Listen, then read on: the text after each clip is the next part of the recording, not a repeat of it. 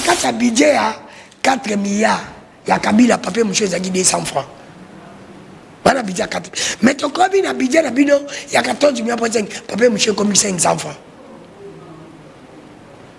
bien pas na bango biloko nyonso emati papa Santide ayebi singa batongi bekole mais ama mukula azali lokuta azu vaccin à lokuta misini yabi sanga na Kinshasa na zulini vaccin tamba kama wamolo ozu vaccin à lokuta misini ah ce pays n'a pas de chance papa Santide fala tout na biso ayebi sa endeko ama mukulu yabi sanga na Kinshasa botongi bekole combien na gratuité azo bisanga lobi ke gratuité ya maternité na budget nini pour budget 14 milliards pour 5 ezaki budget akala oh gratuité ezate ozo mona te kezalo kuta c'est un projet ezaki projet ezaki déjà na katia programme ya kenke na la chef de l'état oh ça va concrétisation kaka ndeko ama mukulu bobadi yango na Kinshasa bongo mutu ate paranga na nyoki na walungu kune pa nani et pas na walungu mais okota pas c'est que n'est pas tout. Les gens auront appelé 145 de fois. Comment la tête de ton partout? Bolobi na maternité. Ba maternité maternité kitambo. Et pas na kitambo ya zabuta kitambo tonji bato babochi bafutimbo. Batu oyo bazopesa bango ba responsabilité d'état. Bosu mukonza mboka. Toloba ki yango ajour musuna junior. Ba ministre mingi ozomona ba ministre gouvernement o. Bango bazokanza soki biso tozo luka to mona bango te eza poto ke kosenga bango soki ba kanyaka na bango soki ni. Des ministres qui sont fermés en esprit. Des ministres qui n'ont pas un esprit d'ouverture. Nous avons besoin des éléments probants. Oh, Bissomoko, Tozozwa, c'est bien bon. Mais il faut tout le monde a ministre dans presque tous les secteurs. Tous en a des éléments probants. Des ministres qui n'aident pas, qui ne veulent pas aider les chefs de l'État dans une dimension communicationnelle. Nous sommes communicateurs de l'Union sacrée. Vous pensez que nous sommes des responsables. Nous ne vivons pas de vous. Est-ce que nous sommes morts en Abino? Ils ont 9 fonds. Violation de constitution. Oh, il y a bandé qui ont des missions. Bibi, ça va chiffre. Les gars, ce n'est pas modèle. Caméraman, c'est des mains de ce n'est pas modèle. Je ne suis pas des Méndés, je suis monsieur, congolais. Monsieur, tu es des Méndés. Mais Ama Moukoula a la paix sincère. Alors, bateau basalaki que Katumbi, Azalanga exil, Zalaki Méndé n'a battu à Kokoum, c'est la FCC. Il fallait la sincère. Basalé que Nan Moïse Azala en exil. Moïse, faut pas pas Kabila. Sois calme sur matière. C'est le PPRD qui était le parti phare.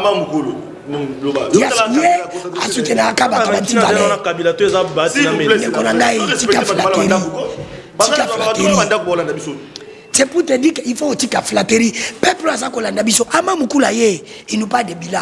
Vous avez, on a conçu autant de routes. Il nous parle de budget. Mais tout n'est pas Santide. Parce que ça y est, il y a budget 16 milliards, il y a 16 milliards, 14 milliards pour 5. Tout le monde a budget 14 milliards pour 5. Tout le monde a budget 14 milliards pour 5. Et ça pour l'exercice budgétaire en cours maintenant. L'exercice budgétaire 2024. L'exercice budgétaire 2024, ils ont commandé 16 milliards pour 5. Il y a un gros tir à parler. Fatinde, dans le régime en Fatinde. Très calme, là il était docile, le chef de l'État, non, nous sommes des frères, des Congolais, ainsi de suite. Là, Fatih était bon. Fatih n'a pas ici. Bazuma Mikanda n'a pas passeport, Bazom Séné. Faire économie n'a pas il est tout. Donc tout prêt à tout faire pour l'économie, dans le commerce, dans le business. Azong a c'est comment rétablir Azong la badouane. On a Fatih, Azaki n'a bien. A comment circuler librement? Il y a un salato, non à Kebo. Asali kuna betinini, asali plein. Kebo, asali boy. On connaît ça, boy. On connaît. Entre taper, azobete machuki bambodi, bazo finga pe Fatih. Azakalme. Siko matango ya Fatih, on va na posa quand Katumbi, Katumbi ne pèse pas devant Félix.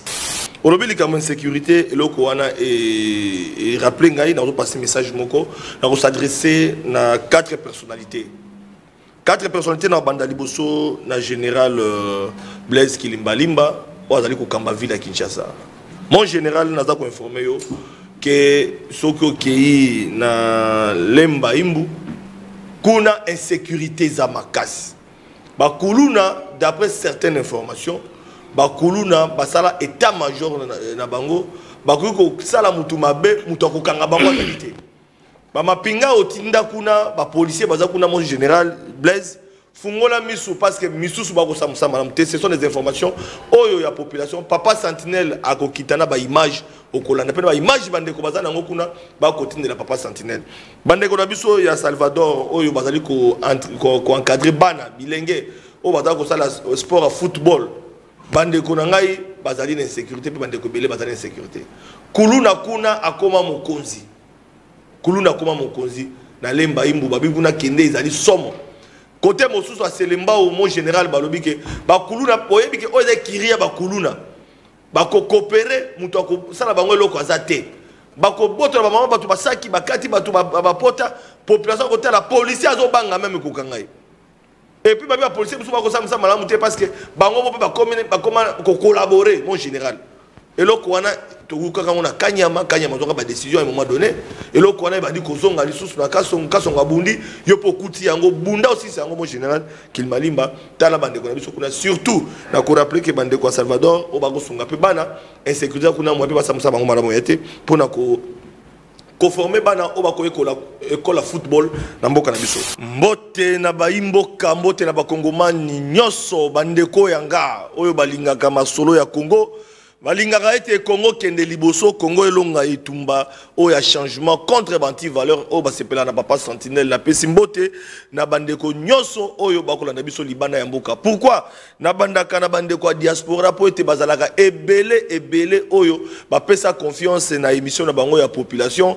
pe balandaka na bokebi makambo yokoleka na Congo batunaka papa sentinelle ola mukindekeli papa sentinelle boni na Congo yozali sinzili ya mboka toyoki papa sentinelle pe apesa bango beyano pona ngonga o bazali liboso ba itandoki na bango na bouquet canal plus 346 pe ba ba kolanda biso ba bouquet mosusu oyo pes TV zali koleka à travers le monde na ba na États-Unis d'Amérique ba kolanda biso na bokebi na pesi mbote na bandeko oyo bazwami na 26 provinces ya République démocratique du Congo ba ibisa kinga ete papa sentinelle tango bandaka émission na yo na gouvernorat ya Congo central ba télévision so za rapolele na pesi bandeko nyoso oyo ba kolanda biso à partir ya Congo central ya solo bakolanda na bokebi pe na bosanité bandeko ba o bakolanda biso na nord Kivu sud Kivu bandeko so budanga na bo bakangami papa sentinelle azali de cœur na bino poto yokaki eyano toyokaki eyano ya mokonza mboka na tribune na Nations Unies to kubeta masolo nango mokolelo bandeko balandi ezali sengoli susu pona ba o bakolanda biso partir ya lwalaba po ete kuna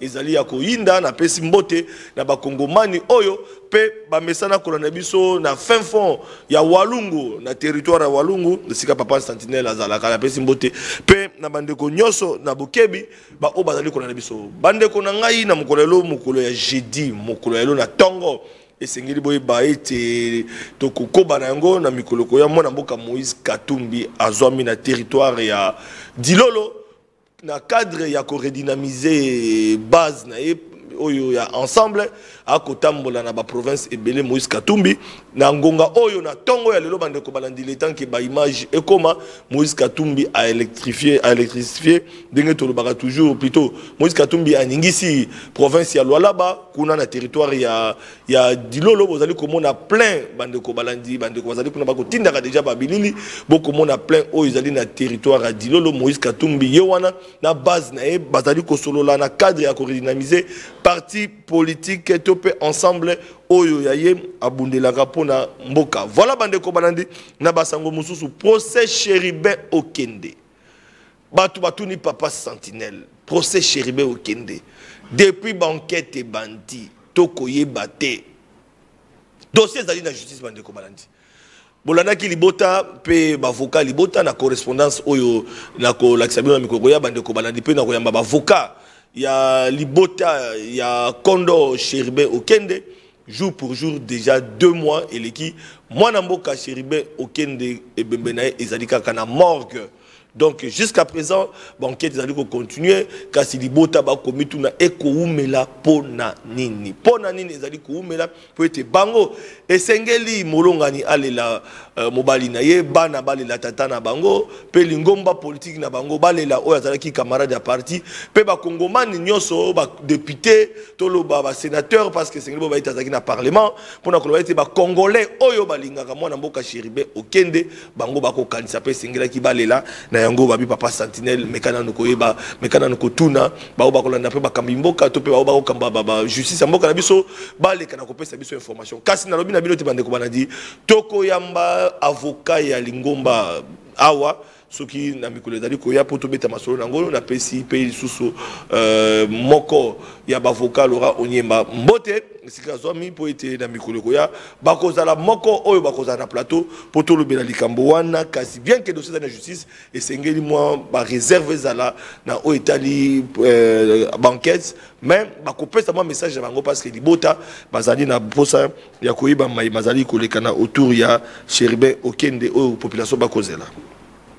Stani Boujakira azali la prison ya Makala bandeko malandi. Stani Boujakira azali la prison Makala bandeko ba kometu na me ekoleka ndenge nini po ete Stani Boujakira tisi na ngongoyo bolandaki ba panzi sango oyo batambolaki bakendeki na ministère ya justice pona kotala ndenge nini esengeli esalema na ministère ya justice pe dokometu na Stani Boujakira esengelaki toyeba makambo nini ezali koleka na ngongoyo ba journaliste ba kosenga ya solo ete asambisama bandeko bayeba na bosembo eloko ni bazali ko reprocher na journaliste Stanis Boujakera oyo azali correspondant ya Jeune Afrique toujours na ba dossier bazali ko reprocher ba kongomani ba kozela bayeba nini ezali koleka autour ya ba question là voilà bandeko balandi tolobaki ete actualité politique ezali toki koloba message ya mokonza mboka na tribune ya Nations Unies bolandaki ye na 78e assemblée générale oyo esalemaki na New York mwana mboka Félix Tshisekedi azangisaki maloba te bandeko balandi pe na bokebi bolanda ye ndenge azaki kofia kola liboso ya ba oyo bazalaki liboso na pe ba kongomani pe ba congolais nyonso balandaki na bokebi ba wazaki libakwa kolanda mwana mboka Félix Tshisekedi te bolanda ye ebongo tozonga na plateau na biso. Le protocole de bien vouloir accompagner son excellence.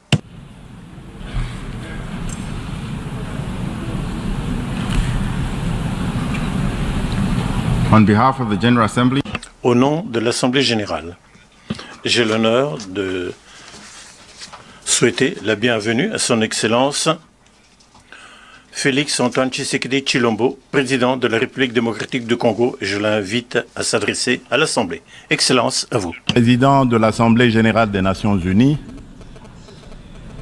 Excellences, Mesdames et Messieurs les chefs d'État et de gouvernement, Monsieur le secrétaire général des Nations unies, Mesdames et Messieurs les chefs de délégation, la tenue de cette 78e session de l'Assemblée générale des Nations unies m'offre l'opportunité de partager avec les États membres de notre organisation la vision et les préoccupations majeures de mon pays, la République démocratique du Congo, face aux enjeux de l'heure dans le monde. Cependant, en avant-propos, je voudrais féliciter son Excellence M. Denis Francis pour son élection à la présidence de notre auguste Assemblée et rassurer l'ensemble des membres de son bureau du soutien de mon pays dans l'accomplissement de la noble mission leur confiée par notre institution. Je m'en voudrais si je ne remerciais pas le président sortant, M. Saba Korosi, pour son leadership clairvoyant et son dévouement qui ont contribué à faire avancer les débats et à trouver des solutions concertées. Mes remerciements s'adressent également à M. Antonio Guterres, secrétaire général des Nations Unies, pour son engagement actif et permanent en faveur de la paix et la sécurité internationale.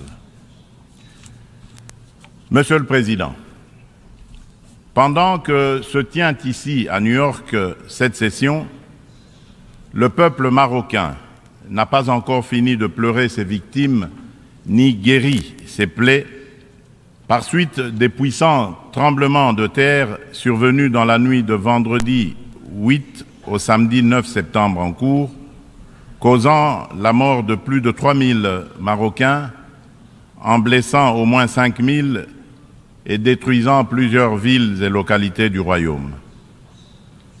De même, les Libyens ne sont pas encore sortis des traumatismes des inondations qui ont ôté la vie à plus de 20 000 personnes et provoqué d'énormes dégâts matériels le dimanche 10 de ce même mois. Le peuple congolais salue la mobilisation de la communauté internationale pour secourir ces peuples frères du Royaume du Maroc et de la Libye. Il leur exprime toute sa compassion et sa solidarité et souhaite une prompte guérison à tous les blessés de ces deux calamités naturelles. Monsieur le Président, au-delà de déplorer ces calamités naturelles, l'actuelle session de l'Assemblée générale se tient à une période exceptionnelle de notre histoire où le monde est confronté à des situations graves qui menacent l'existence même de la nature humaine. À la guerre en Ukraine qui entraîne la crise alimentaire, marquée par une flambée des prix et une pénurie de denrées de première nécessité, s'ajoute l'aggravation des effets du réchauffement climatique, des conflits armés qui continuent à faire rage ci et là. Ces crises qui se renforcent mutuellement mettent au défi le système multilatéral et la coopération internationale. Or, maintenir la paix et la sécurité internationale, garantir la justice et les droits humains, favoriser le progrès social, instaurer les meilleures conditions de vie, sont en effet des vœux unanimes et intemporels de tous les peuples du monde qui doivent par conséquent demeurer au centre de notre action collective suivant une approche réellement multilatérale et inclusive. Nous sommes interpellés à travailler ensemble en vue de répondre à ces défis qui sont de portée existentielle.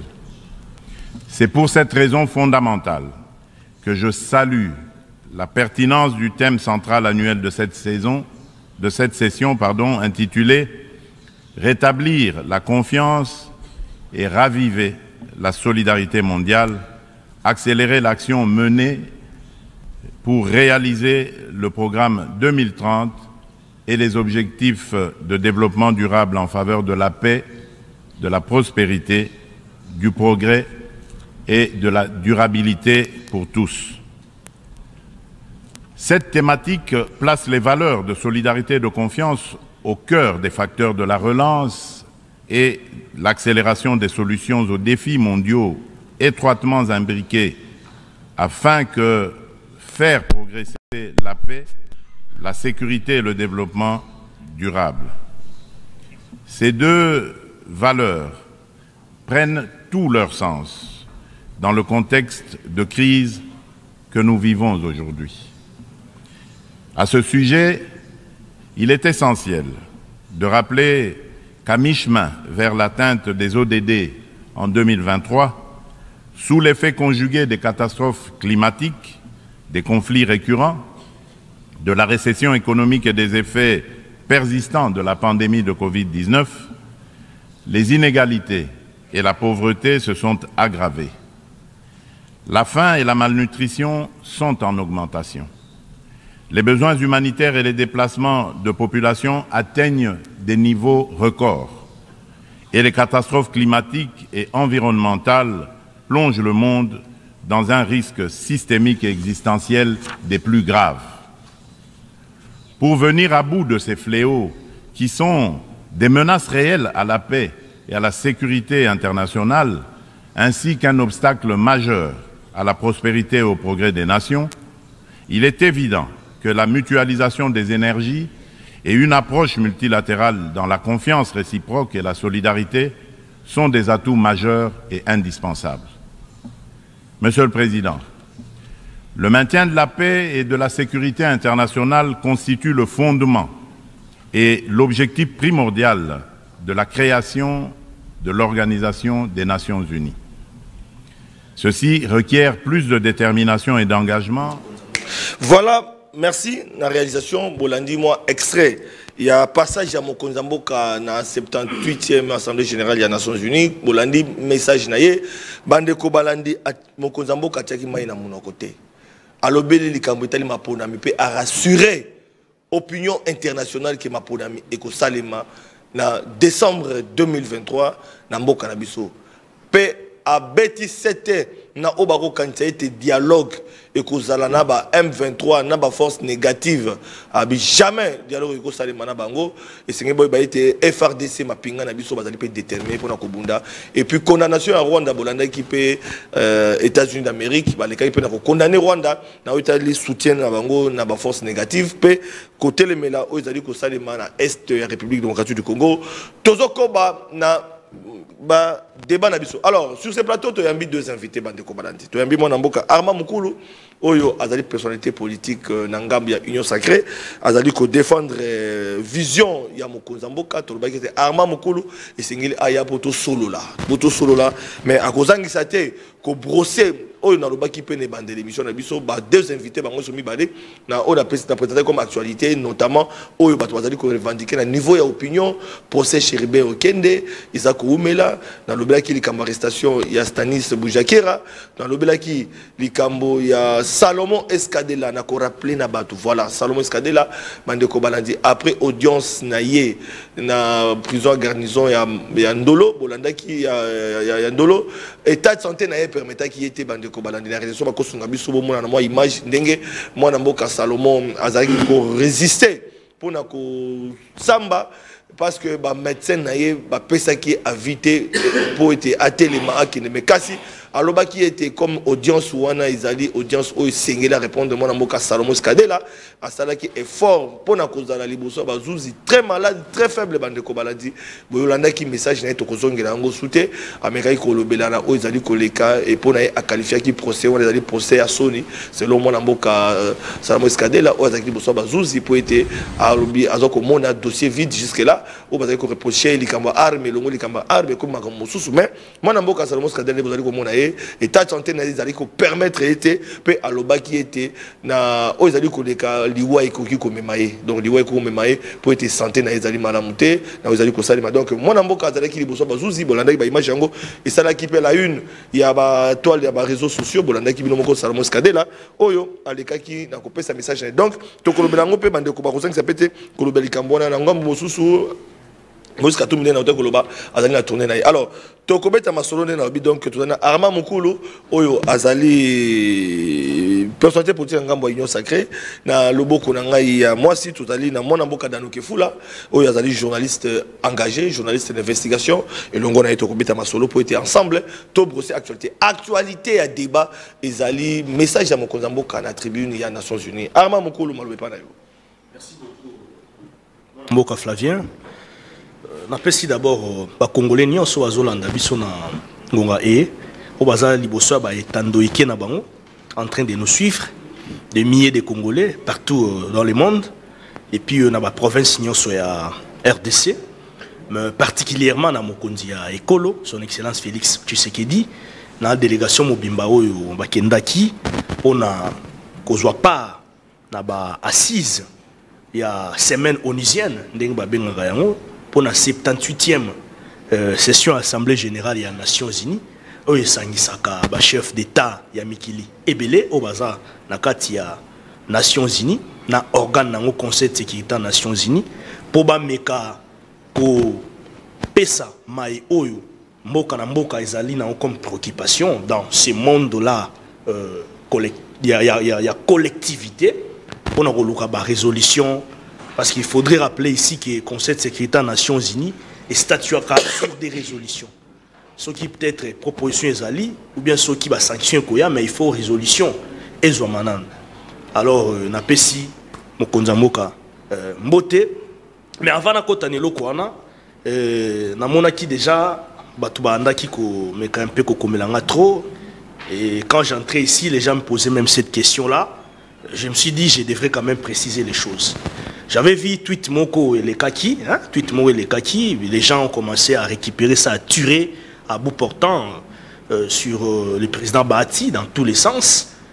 C'est un tweet de monsieur Merveille, Baelengue, un journaliste, on a ébi, et voilà, à Twitaka, bon, à l'objet au nom, président Bahati, dans rentrée parlementaire, dans ouverture à rentrée parlementaire, à faire allusion à Makamba Est et Amboka, ma situation Est et Zole Kakuna. Or, c'est faux, archi faux.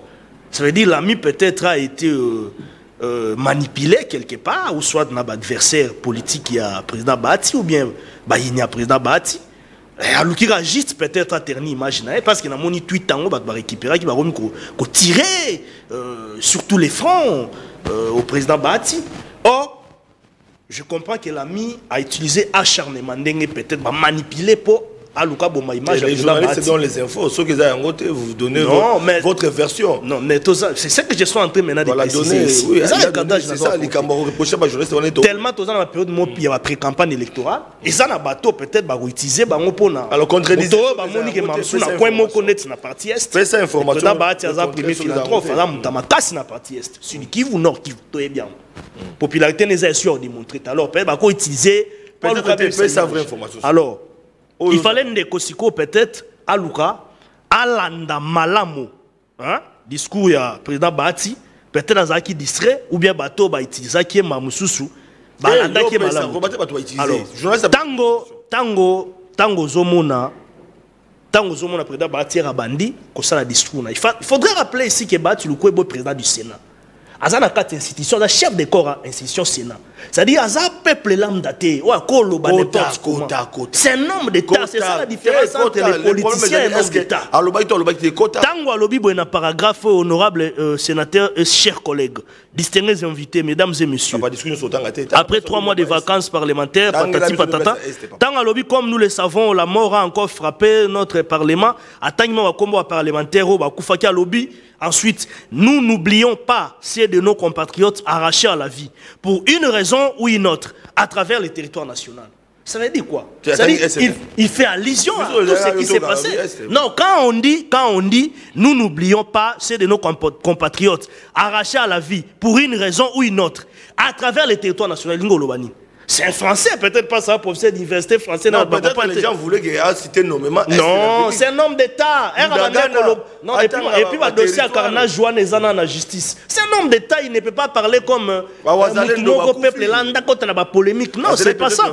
Alors, c'est ici le lieu pour moi de saluer la bravoure de nos vaillants militaires tombés au front pour la défense de notre patrie. En leur mémoire, je vous prie de bien vouloir vous lever pour observer une minute de silence. Rappelez tout que l'IWA, même il y a des combattants, des militaires, c'est-à-dire à globaliser la situation. Parce que la situation est même dans le territoire moussous. Voilà. Moi, mais c'est voilà. Et donc, le président Bahati avait parlé de cette situation-là. Parce qu'il y a des natifs à Kuna. Azam Mouto Koutou a plaidé toujours pour Namakambo Kuna. Il ne faut pas venir intoxiquer, intoxication à la population, non, c'est pas bon. Et voilà, donc, on a fait alors, message à mon Konzamboka. Na kotisko na marambuya. Na bossa ba divers liwa ba chéribin et les autres enquêtes. Exact. Si vous pouvez ramasser. Na kotisko na marambuya discours mon Konzamboka. Parce qu'il y a un des vraiment très important. Misusu peut-être a été à la hauteur, il y a le chef de l'État. Le chef de l'État. Message à Congolais. Le chef de l'État a encore brillé. Na excellence. Il y a communication politique sur le plan international. Ce qui otuni ba diplomate nyonso ya malamu o ba tanga na bosolo o ba ina expérience avérée. Le ba professeur Jean-Lucien Kiti Makasendwe, ancien recteur de l'IFASIC. Soko Sololina, j'étais en train de parler avec lui, je crois que c'était aujourd'hui matin. Il m'a dit non, le président de la République a encore reçu son tapis rouge diplomatique. Ça veut dire ceci. Tant que Mokonzamboka a ce discours, il y a allocution, discours, il y a précision. Il y a discours, bref, mouké, parce qu'il faudrait rappeler que nous avons un timing. Vous comprenez? Et ils ont une commission, il fait écoute ainsi de suite dans la semaine onisienne. Alors, les chefs d'État ont précisé, par exemple, il y a élection. Vous savez, d'aucuns ici, Batumingi a bandé kondimate. Les gens pensaient que le chef de l'État va camoufler. Aroloba peut-être Makambia, il y a élection.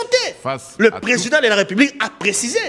Alobi, Akobunda, le gouvernement va se mobiliser au front pour battre Mosolo pour l'élection et les cas de la manière la plus meilleure, la plus possible. Pour topper sa élection, ça veut dire tout simplement que le président de la République a encore réaffirmé son engagement. Il y a même élection. Ça veut dire plan machiavélique, plan politique, salon, couloir politique. On va préconiser au dialogue, élection, pour peut-être créer chaos, pour peut-être la communauté internationale à témoin. Tout cela est mis à côté. Ça veut dire le chef de l'État est en train de lancer un appel vibrant, pathétique à la nation. Naba concurrent Nyonso au bas qui n'a pas élection, va se préparer sérieusement. Et à l'opposition, et à la biso majorité au pouvoir, et à la bande comme au souci à société civile au bago compétir dans quatre élections. Ça veut dire qu'il faut se préparer pour l'élection.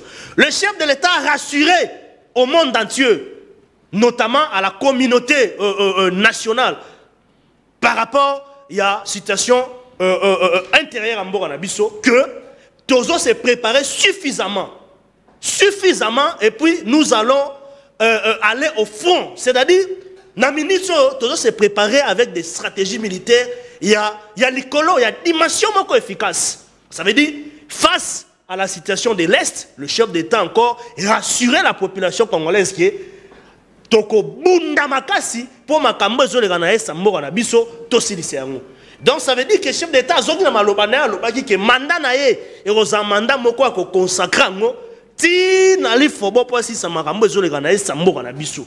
Et donc soko tali makambo wana nyoso, vous allez remarquer que d'une manière un peu beaucoup plus bref, Mokonza Mboka a répondre na ba inquiétude topé na ndingisa oyo ba congolais et congolaises topé monde entier ba ndeko zelaya lo bayango. Vous comprenez?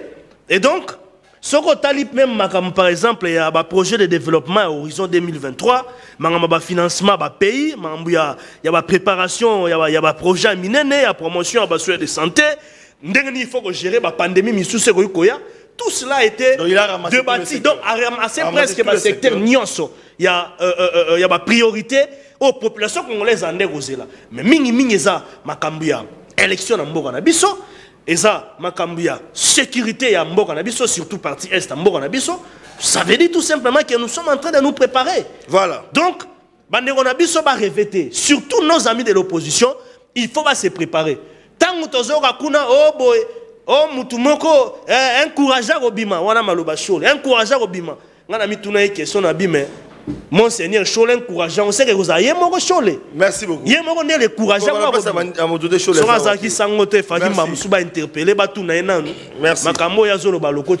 Merci beaucoup. Question on a tout qui a mon amboka Dodo Kamba, évêque général, a répondu à la question. Alors, la base que Monseigneur Chole a coupé s'appelle Makanisinae très prochainement dans le micro de Papa Sentinelle. Alors, mon amboka Danou qui fout la Malobepa Nayo. Papa Sentinelle mbote pe na kodebater na zana na comprendre qu'en face na ngai nazoyibate omemeninga chop shuri azali ndeke azali nyama nazoyibata azali muto ya bahati azali muto ya CCI ya mende bazali muto nini azali nyo sacré azali nini ke présenter nazoyibise question qu'ils ont simbaté pas mende ya kene na pas bahati parce que c'est comme si maman mukulu azoya na plateau ya télévision pour attaquer un journaliste parce qu'il veut défendre des bâtis. Il veut défendre des bâtis. Qui ne sait pas que Congo des Abou parmi Batou va détruire beaucoup de bâtis. Je ne l'ai pas attaqué. J'ai précisé les choses. Mais oui, c'est vrai. Mais pourquoi Bâti de l'Est? Il n'a pas cité. Bâti n'a pas cité parce que les amis du gouvernement là-bas. Parce que il n'a même pas cité, il n'a même pas fait allusion. Il y a Bandiko Bakoufaki Naï. Mandela. Il n'a même pas fait allusion à la discours Naï. Il y a Bandiko Bakoufaki à Ouazalène. Au Maroc. Je vais revenir, Papa Sentinelle, pour dire à ces gens ici, bon, comme ça, bango à part mbote à part bonjour nous c'est madame le bango zali lokuta basa na vaccin lokuta misine tikanga na kendena na likambo etali peuple ponga le bilaka mingi peuple yali bosso papa sentire na zakoloba je ne peux pas venir à la télévision sans parler ya kosenga libération ya mwana mboka qui parle la moto oh you tous à la gana na ba plateau les gens sont ingrats na mituni qui parle la moto sali nini na régime abikanga kanga les gens kosenga ba libérer qui parle la moto na zako senga ba libérer Sani Boujakira o yazali journaliste pe na zako senga lisusu dossier à Mike Mukeba et comment wapi na Sheriba okene Sheriba zako pola na malili papa Sentinelle n'oublie pas il y a encore dossier ngai na zalaki na procès na kamwe dossier à mon mboka Salomon Skadila na ibisaka tata Mokonjikolo a s'impliqué personnellement pour la libération à Salomon et je comprends que Salomon Skadila zali victime on retourne la victime à nini Salomon Skadila zali bouc émissaire ya Katumbi tout simplement Salomon Skadila zali kokufa pona Katumbi yena Mukeba bakangami pona Katumbi c'est compris que régime oyo bazali de koloka Katumbi lokwa bazo za Katumbi teni bakangi Salomon pourquoi naza ko bango papa Satire o comment on a dossier à Salomon Skadila po bakanga ki pona munduki longwa o comment le ministère public o ezala ki censé ya kola ba élément pour l'avocat Salomon Skadila va défendre Salomon Skadila ministère public a commis ça la rapport pour ce où tu connais comment j'étais là ministère public a 5 rapport mais comment yom tout ça na élément y conclure mutu o commis question encore rapport alors comme tu fallait 5 rapport ils allaient ba avocat et Salomon pour la cause élément ko ya ko défendre ministère public a ko 5 rapport pourquoi parce que ministère public azali ko zela na nzambe asali infraction ba ko pesa kitana te pour pesa ngo Salomon tala ba avocat Salomon Skadila ba évoquer au retour na papa Santile ba évoquer nini ba avocat ya Salomon Skadila ba évoquer le comment na bosolo pe bosemboke ezala ndeko moko Patrick asala kana ane azala alobaki yango il a dit ça qu'il a été instrumentalisé par Dani Banza Oyo azali ambassadeur il a été chef de l'état il y a ako oh ya uta oh babimisa bango de babimisa samba lukonde ceux qui bana ba guerre na bango ya katanga parce qu'il na ba guerre na bango ya libanda ba comme bango na ba institution yango na ko senga tata Mokonjikolo fongola miso c'est comme ici ba dossier ya Katumbi parce que la guerre na bango parce que nga ba lati sango Salomon Skadila bakanga Salomon balati sango tata Mokonjikolo yango na ko senga tata Mokonjikolo fongola miso ya ko libérer mon mboka Salomon Skadila papa Santile ngalo ba bosolo Salomon Zoko ya ni victime pamba et la vie humaine est sacrée il faut qu'on bimisa mutabata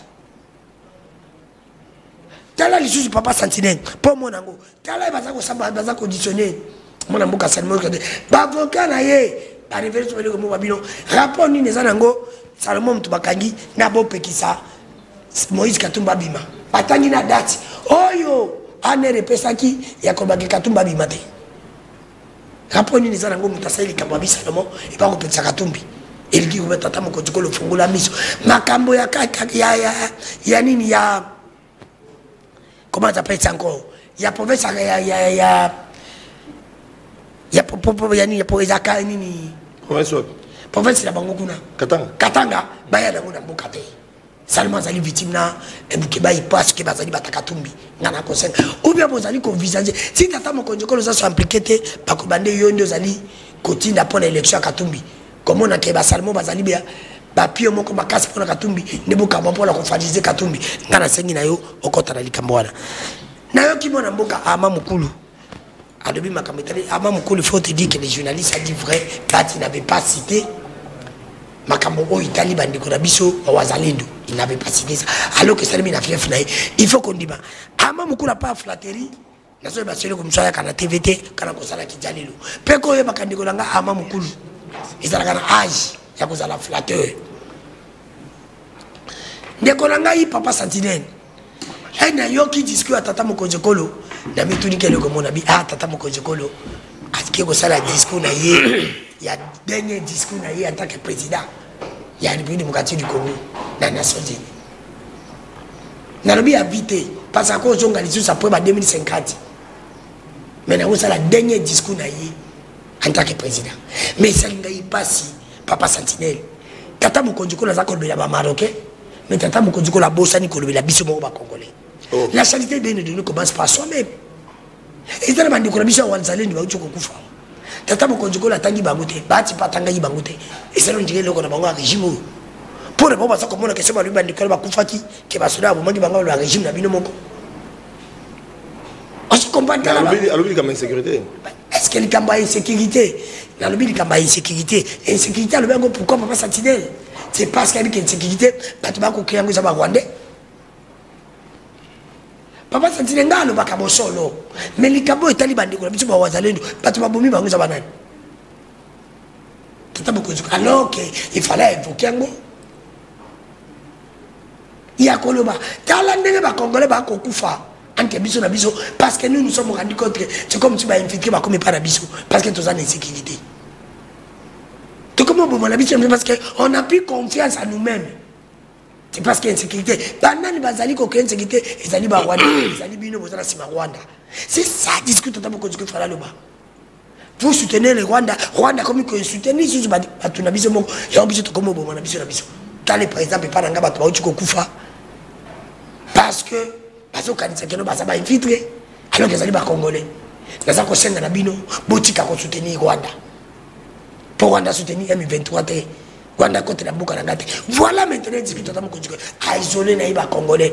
Les Congolais, tout ça, il y a le Bilani Makambo et Taliguna. Mais Moutou a reconnaître Bissote Congolais, tu comprends ces deux mandats sur quelle base? Il y a des choses de côté de discours à Tata Mokonjikolo. Tata Mokonjikolo a conféré un point de presse à déjeuner. Tata Mokonjikolo nous dit encore ma capitale élection. Papa Sentinelle. Que Makambo est mon ami. Ezali Yete. Ezali Nemi. Na Papa Nabiso, comment s'appelle il était ministre. Comment qui continue à appeler ça Makati. Eroya. Le Mochibanda. Papa Nabiso le Mochibanda va tout d'abord. Tala Tata Mokonjikolo na ebisa Tata Mokonjikolo Babylon Mtukolo Baganote. Tata Mokonjikolo nous dit quand on m'a appelé par le Mochibanda, je lui ai dit ce que ça kobenga ngai pour naza la première ministre ya Samba Lukonde ya nini ya salari nyende ah oh mais alors pour ngai naza ba résultat na ngai chacun de nous avait des résultats comment muto yebi ki bati ba publier ki oza président au consulat na bango soni parce que yo yebi ko za président après avoir été élu ba ko benga ngai je pas Némi to solo là mais ozaki ya président ba ko benga je pas Némi solo là ni Tata Mokonjikolo nous dit aujourd'hui que eloko oyo ndeko moko ya IDPS ya kala aloba que candidat ya pouvoir za la opposition comme elekizami mutu moko ya IDPS aloba kango Valentin Mubaki aloba kango que candidat ya Kabila dauphin Kabila za na opposition monani Tata Mokonjikolo bandede ko sona mata Kabila ngai danu ke fula teo ngazo saka analyse bolu que infraction par ngate bolu que infraction Tata Mokonjikolo yeboko nous a dit ici que et après avoir été élu président Némi a bengi susu parce que Némi a combien on est président Némi a combien on est c'est Tata Mokonjikolo bande ko solo là et donc une hypothèse ya bata ya ngona tamboli na manifeste Kisangani Fayulu ya vérité des signes Fayulu le baka kazwaki parce que tu Tata Mokonjikolo biki ya zaki pena na résultat na yi Fayulu pas baka pena na résultat na ngai Chana pas banga zaki na résultat mais Tata Mokonjikolo fati na biso passer ni zalaki pas na likapa connaît nanga batumi ba le faire pas sa résultat connaît nanga na coup conditionnel pour la ligne Tata Mokonjikolo la tindi biso na coup conditionnel mais pas nanga ati na biso pas Némi na le Mochibanda baba ndeko solo là tu bando solo là nini et ont une hypothèse ya koloba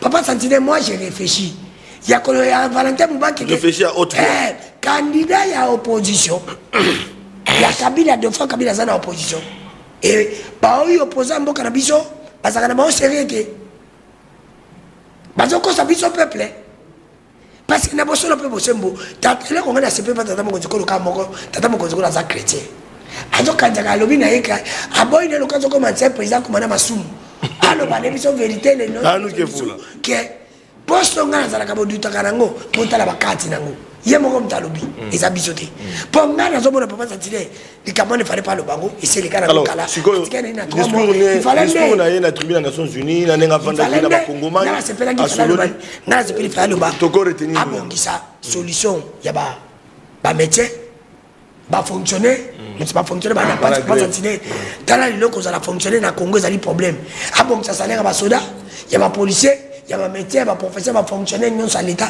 dans la condition mabé. Artiste habitation Kuluna, artiste habitation de l'essence, artiste habitation passe. On est quand même besoin de l'élection, c'est l'État. Faut le cambo est à l'objet de chité. Il y a ma camité des Nations Unies.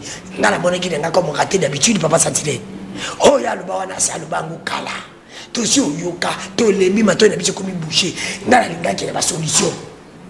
Et ça kaka kolobate ato lobi bato lo zolo bara ba ibangu ne bato la chose que tous albagé et on peut pas avoir confiance na bandeko na biso mindele basali bandeko na biso tena be ngoma bandeko bangu na biso mindele bangu ne baza ko alimenter par wande ba wande ba alimenter M23 bato na makambo tata mo kozoko la lobi la bangu ba yibe yango yoka ti ba ko pesa solution tata mo kozoko ndi alobate ayandi ko créer rapport de Fox comme la Chine a créé rapport de Fox pour battre babanga le monde entier biso peut faut créer rapport de force que tous à la pays moko indépendant ah bon ça continue ba soda na biso parce que battu ba ko sala que tous à la respecter libanda ezali ba soda na ba policier quand ça bango salaire malamu na ba condition ya malamu salaire ba 221 000 francs congolais te salaire à soukata $1000 hali kata député oui et puis surtout comme ba député ba loi ko sala ndi yangona ko kitisa monument ba député batoke kuna poto bonga te betoke ne poto bongisa mboka il faut toya bango ya ngona ko bandi ko nyonso bakozala ka candidat mo poto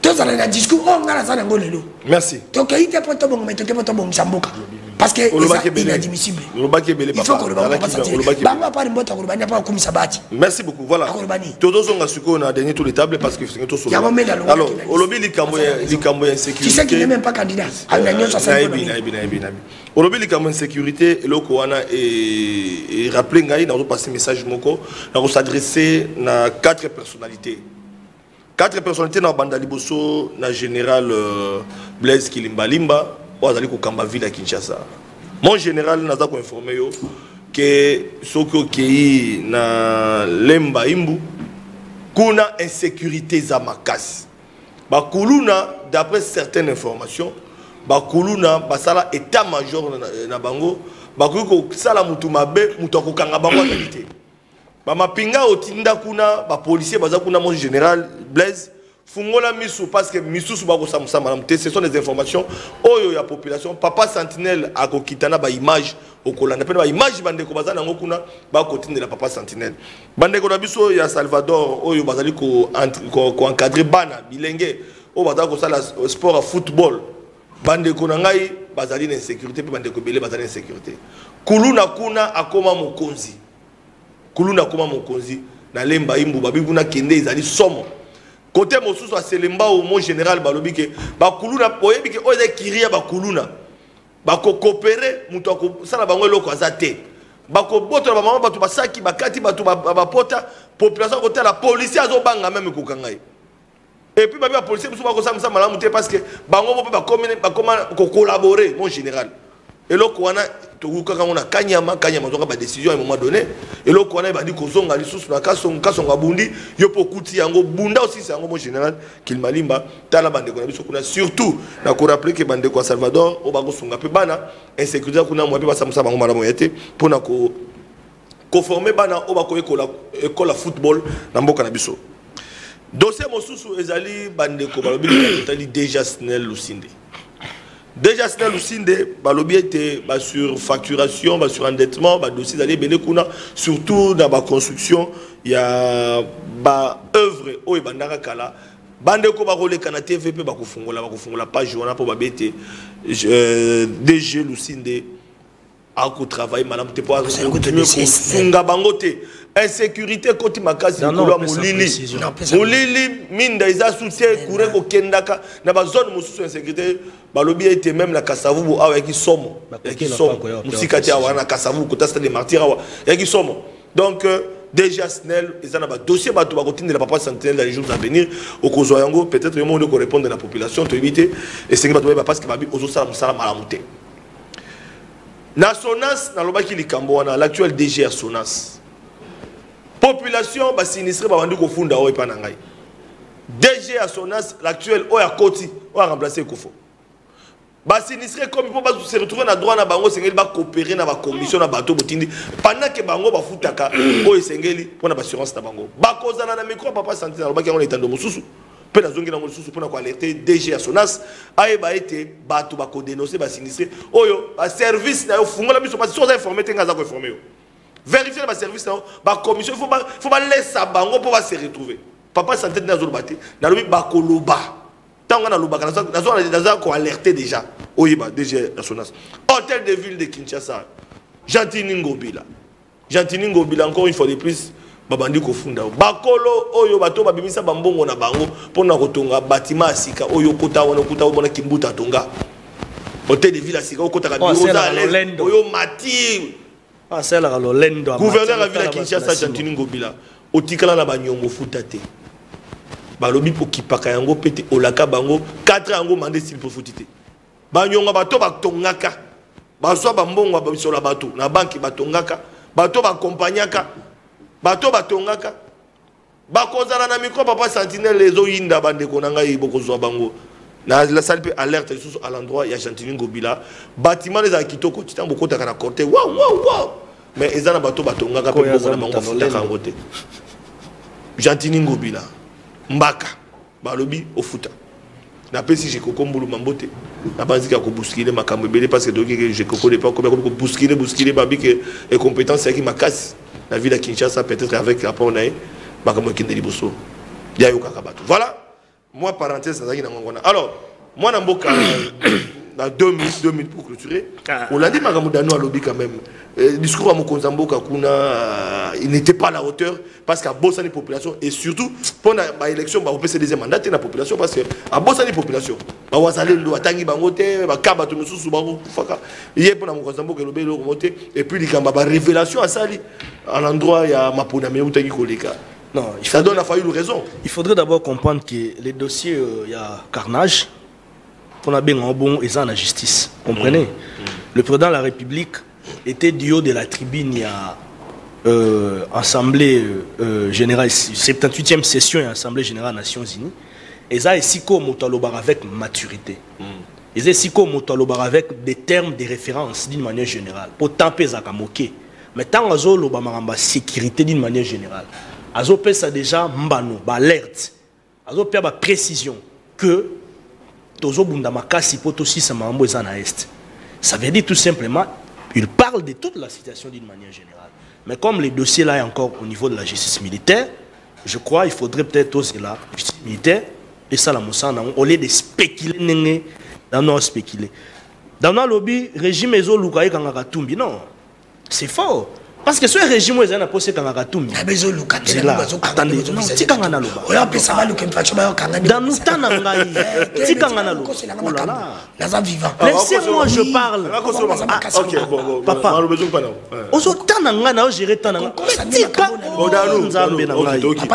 J'étais calme. Sécurité. Ba lukanga ba information, ba lukanga ba facho boy. Bon, OK, Toki. Pour ba senga. Toki déjà, pour ta rôle maloba. Tena bi pour ba senga be mandi ba senga dimiki tengi. Ne ba senga dimiki tengi.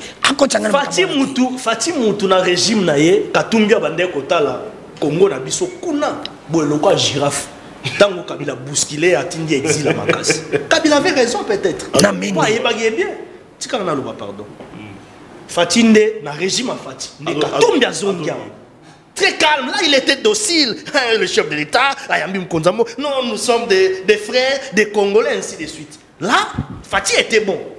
Fatina zomisi bazuma mikanda na yo passeport papa bazong sele ba faire ba économie na ye pour ya ni minkanyaka li mbongo to ye il est tout donc tout prêt à tout faire pour l'économie na ye dans commerce na ye business na ye azonga makamenyo ce comment rétablir azongela ba droit na ye wana Fati azaki na ye bien a comment circuler librement. Il y a un sala tozoka kuno akebo asali kuna beti nini asali plein akebo asali boy oko kene so boy oko kene entre taper azobete machuki bambodi bazo finga pe Fati aza calme siko matango ya Fati waza na posa Katumbi Katumbi ne pèse pas devant Félix. Katumbi ne représente rien devant Fati. Katumbi Katumbi n'est même pas un danger pour Fati. Si Koka Salomon dans un danger, oh, bouc émissaire. Yékou Katumbi ne représente rien devant Félix. Ko Salomon ne Mike Mouké, bah, tu es bas propos dans Batena.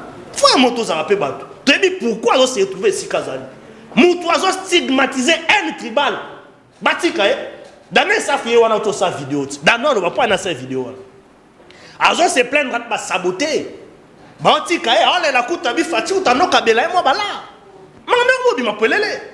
Daniel Safouye, on a Daniel Aleli. Abika Tumba, moi 2000, moi 3000. Après, bah, qui peut sauter. Ceux qui paient Moukeba, ils ont vivre le même problème. Peut-être pas ça, la carte, ça m'a calé. Mais monsieur, on a besoin de baboy. Non, il faut tous arracher tout. Alors, voilà pour le Bani. Oh, Daniel Safoupe, pour la Katoum. Makambo, bah, ça là qui on a, bah, yé, tout le pays, bah, c'est une bah, lobby, là pour un tribal. Pour la bine, ça arrive bien. Arrêtons avec ça. Katumbi a géré ces pays. Katumbi a géré plus de 5 ans. Katanga, la capitale économique en Bora Bissou. Na résultat ni na Katanga. Qu'est-ce que Katanga lelo? Bampuku ba les partout ma gordo na banzela. Qu'est-ce que na Katanga? Kende ta na banzela za Katanga te. Les gens souffrent là-bas. Il a géré illicitement même ressources minières en Bora Bissou la capitale économique quoi. Il s'est enrichi. Aujourd'hui, il est là. Il est en train de financer les gens. Il ne représente absolument rien devant Félix. Boti Kabilo Kouane. Alors, discours à Fati, et ça dernier discours. Non, moi je t'apprends que ça discours où ils ont relancé le deuxième mandat Mkonzamboka. Moi je t'apprends. Parce que Fati a un bilan. Aujourd'hui, Bidjan Mboka n'a pas eu un 5 milliards pendant plus de 18 ans et commis 16,6 millions de dollars américains. Budget alloué à l'armée, na 500 millions de dollars américains, le lieu commis na 1 milliard. Voilà. Loi programmation militaire et Tchami. Gratuité enseignement, 5 millions d'élèves. 15 000 écoles prises en charge par l'État congolais. La gratuité de l'enseignement. La gratuité de la maternité aujourd'hui en marche. Et réduit à plus ou moins 60% à taux de mortalité à bateau, il y a suivi, il y a ma cambonne, maman et moi en réhabilité. Beaucoup de photo. C'est rien. C'est rien. Fatia Tony 4000 km de route sur toute l'étendue du territoire national. Pour la bilan, c'est rien à raison. Merci. Non, tous à même. Merci. Alors, il m'a ramené. C'est là. C'est ça, pardon. C'est très important. Alors, il m'a ramené. Oh, non, mais tant que déjà failli, il y a une cour constitutionnelle pour combattre le résultat Fati. Il a fallu la que la cour constitutionnelle a qui tenté de politique. Il faudrait rappeler ici que la collaboration entre Nemi Moulania avec le camp Cash, c'était entre FCC et Naka. C'était dans le cadre de la coalition. Bangonde basenga qui fati potosa coalition chama biso tozaki à l'époque on a la FCC. Nous connaissons la réalité. OK, voilà pour la. Bon ça oh Fatia comme Koluka Nemi. Oh non, en quoi? Merci. Dans nous que faut le. Fatia gagné l'élection présidentielle. C'est la majorité parlementaire. Il fallait qu'il y ait une coalition. Il fallait collaborer. Où en est le problème? Ah Mamoukulu, soit plus on va retirer. Oh Fatia gagné guité. S'il vous plaît. Le putain il aura pas mana bolobara. Merci. Dans nous que faut. Foni Chadar Azana. Oh là là, dans nous que faut là. S'il vous plaît, il avait la base. C'est la fin, il y a le journal après nous. Ama Mukulu. Papa Sentinelle, na osengana Ama Mukulu azala JTT. Ngala sengana na ye ava Ama banda koloba comme modèle. Ayebisa biso 9 violation de la constitution. Oh you a bandé koloba na mission. Bibi saka ba chiffre. Les garçons si n'est pas modèle caméraman benangai. C'est monsieur de Mendes si n'est pas modèle. Je ne suis pas des Mendes, je suis congolais. Monsieur, tu es des Mendes. Mais Ama Mukulu a la paix sincère. Alors, bateau basalaki que Katumbi azala na exil, ezalaki Mendes na bateau za kokumisa bazana FCC. Il fallait être sincère. Basalaki que nan Moïse azala en exil. Faut bazaki pas Kabila. Pépère Nemte Choka qui a deux ans qui battent na. Sois calme sur matière. C'est le PPRD qui était le parti phare. Ama Mukulu.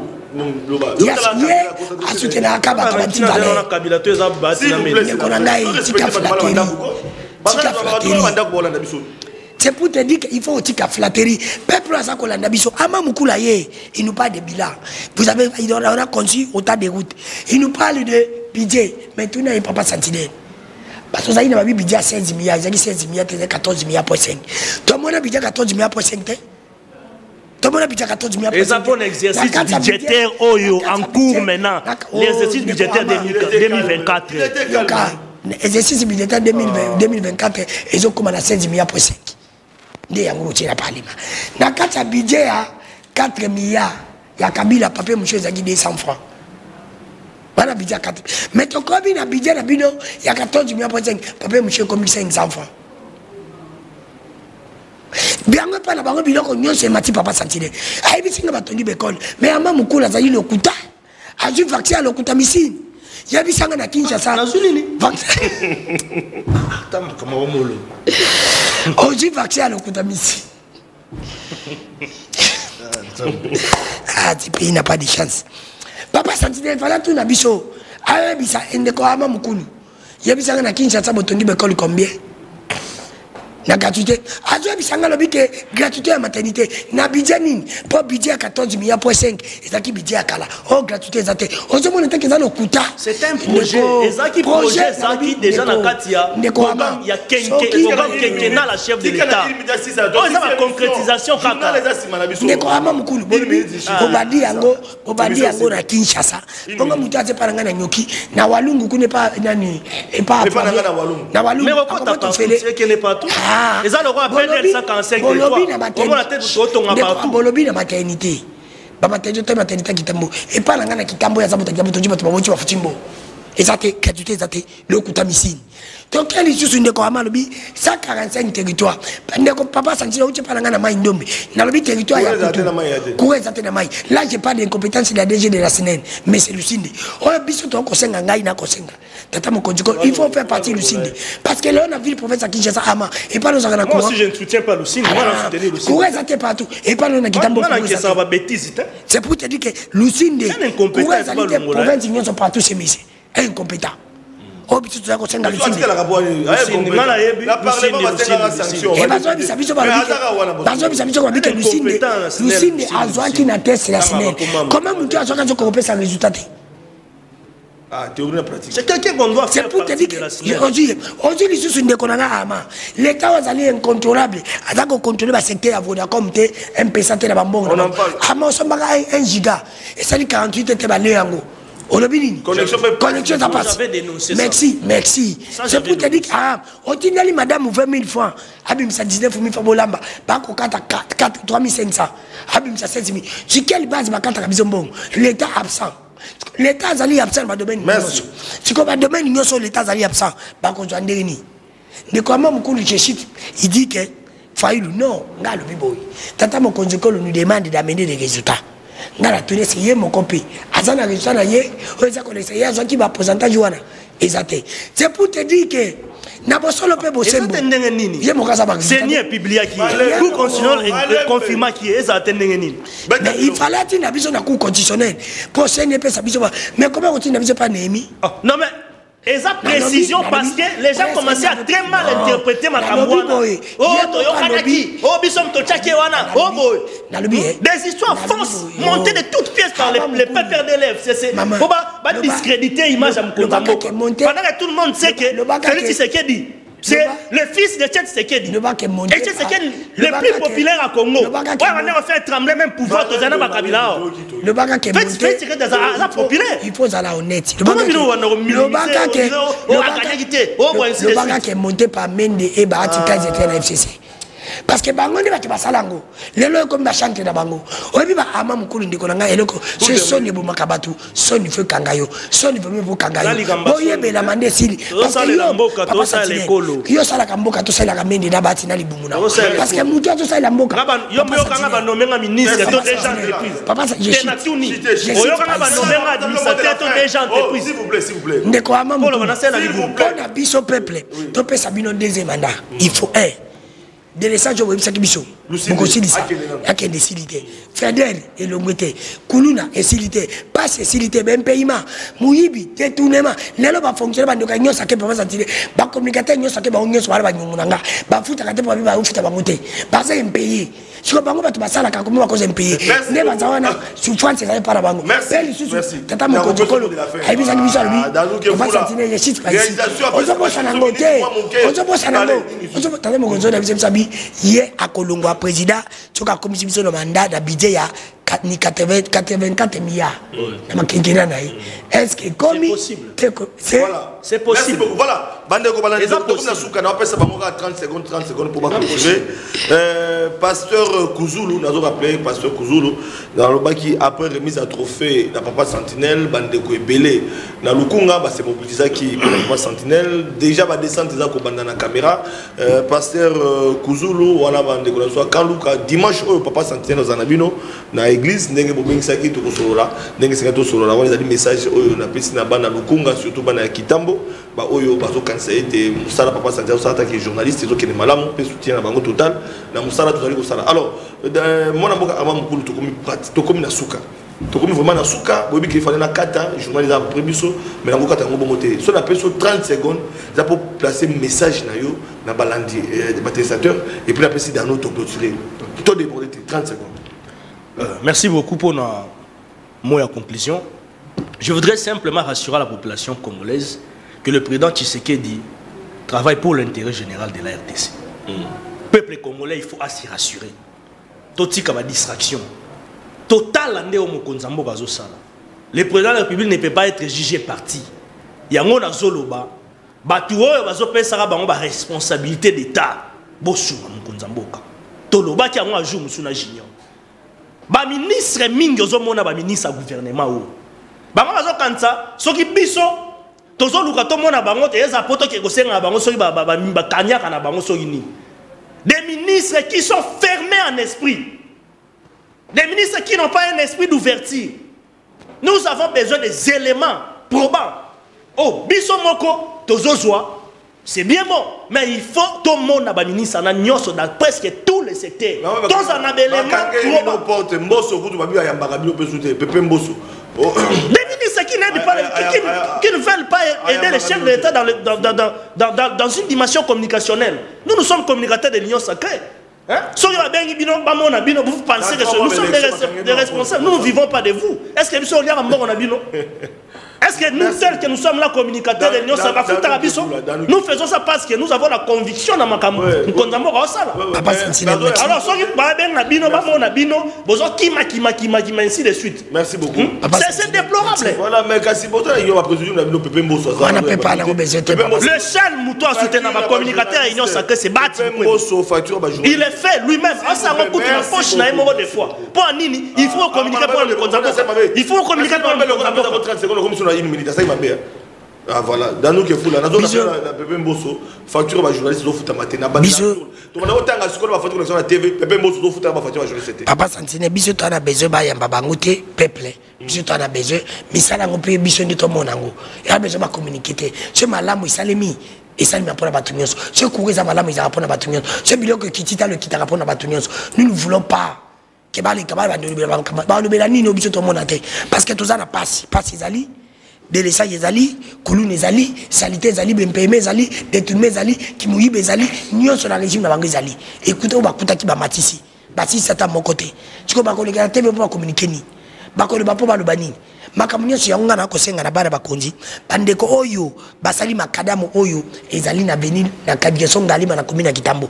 Makadamu wana ezako linga ko konze ba tide belé pour pas doda nizate. Mo vota que jamais, il faut pas bandela comme côté la maison communale Kitambo direction Galima, côté Jamaïque.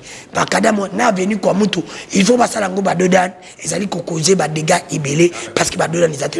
Bandeko ba bisinga binde ko danu ke fula, ezaka raté la commune Kitambo. Na ba commune nyonso ba temo ba masika bazo salango saba dodan alors mitu ko tambola il faut batang ba dodan pour ça qui zali ba venir ya mike peuple avec kaka peuple zali wana biso to belaka peuple to zali na besoin te bandeko ba le kabalo ba bokolo banini parce que bwana bila négatif mais continue mbo bye to kutai na 2020 mkata ntaka président Facha Zananu Voilà, Bandeko Balandi, semaine prochaine. Je salue Manix nous sommes déjà à 3 mois des élections. Beaucoup s'habituent à un débat contradictoire. Awa, bilan côté Union Sacrée, au bilan côté opposition. Donc, beta biloko Bandeko Balandi. Donc, très prochainement avec Papa Sentinelle. Merci à Danou Kefoula d'avoir répondu à notre invitation. Merci à Armand Moukoulou. Merci Nabilo Mandeko Bozui de Bakwa Konadabiso. Rediffusion ce soir à 19h30. Merci et excellente suite des programmes sur PES TV.